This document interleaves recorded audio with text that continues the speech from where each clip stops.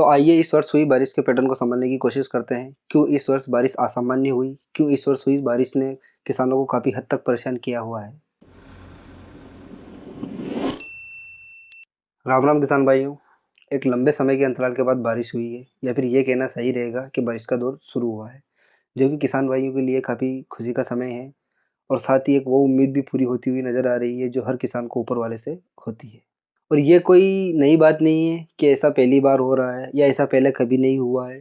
कुछ सालों में एक आध साल ऐसा आता है जिसमें बारिश सामान्य से कम होती है। आपने आपके घर के बड़े बुजुर्गों के मुंह से कहते हुए भी सुना होगा कि ये खल्ड का साल है, ये निकलता है और ये निकल रहा है। ये क्या होता है, ये क्यों होता है, इसके पीछे का क्या कारण है, आज हम इसके ऊपर बात करने की कोशिश करेंगे, ताकि भविष्य में अगर कोई ऐसा साल या अगर ऐसा समय आए तो हमें पहले से पता होगा कि ऐसा होने वाला है। तो हमारी तैयारियां कैसी होगी, हमें फसल का चयन कैसा करना है, हमें किस तरीके से कौन सी फसल की बुआई करनी है, ये हमें पता होगा। ये तो हो गया हमारी आम भाषा में कि ये खल्ड का साल है या कार का साल है, लेकिन वैज्ञानिक दृष्टिकोण से हम इसे अल नीनो प्रभाव कहते हैं। ये समुद्र की जलवायु में घटित एक घटना है जो अनिश्चित रूप में घटित होती है। आइए हम इसके बारे में बात करते हैं या जानकारी लेते हैं या जानते हैं अल नीनो क्या है। अल नीनो यह एक प्राकृतिक जलवायु घटना है जो भूमध्य रेखा से प्रशांत महासागर में अनियमित रूप से घटित होती है, जो दक्षिणी अमेरिका के पश्चिमी तट पर स्थित है। इसका असर मुख्यतः मध्य भारत, ऑस्ट्रेलिया और इंडोनेशिया में देखा जाता है। इस घटना के दौरान समुद्र और वायुमंडलीय पैटर्न में एक अस्थायी परिवर्तन आता है, जिसके परिणाम स्वरूप मध्य और पूर्वी प्रशांत के क्षेत्र में समुद्र की सतह का पानी औसत से अधिक गर्म हो जाता है। तो आप देख सकते हैं स्क्रीन पर, ये नॉर्मल साल है और ये अल नीनो का साल है। इसमें जो समुद्र में जो जलवायु का जो परिवर्तन है वो किस प्रकार से हो रहा है आप सीधे सीधे देख सकते हैं, जिसकी वजह से हमें वैश्विक तौर पर वर्षा, तापमान और हवाओं में परिवर्तन देखने को मिलता है। इसके प्रभाव को अगर हम वैज्ञानिकों की माने तो 2 या 7 सालों में ये घटना घटित होती है, और इसका कोई फिक्स टाइम नहीं होता, ये नियमित रूप से घटती है। 2 या 7 सालों में कभी भी घट सकती है।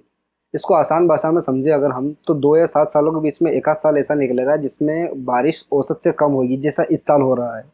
अल नीनो का प्रभाव मुख्यतः भारत, ऑस्ट्रेलिया और इंडोनेशिया में सूखे के तौर पर देखा जाता है, और साथ ही दक्षिणी अमेरिका में बाढ़ जैसे हालात बन सकते हैं। और इसी का प्रभाव खेती के साथ साथ आम जनजीवन पर भी देखा जाता है। आप किसी भी क्षेत्र में, किसी भी उद्योग में इस चीज़ों को डायरेक्ट इनडायरेक्टली घटित होते देख सकते हैं। वैसे तो मौसम विभाग द्वारा पहले से एडवाइजरी जारी की जाती है या कर दी जाती है, और इन सब चीज़ों के बारे में सरकार द्वारा पहले से ही बताया जाता है, लेकिन हम कुछ किसान लोग ऐसे हैं जो इन सब चीज़ों के बारे में जागरूक नहीं हो पाते हैं, या हमें इन चीज़ों के बारे में पता नहीं होता है।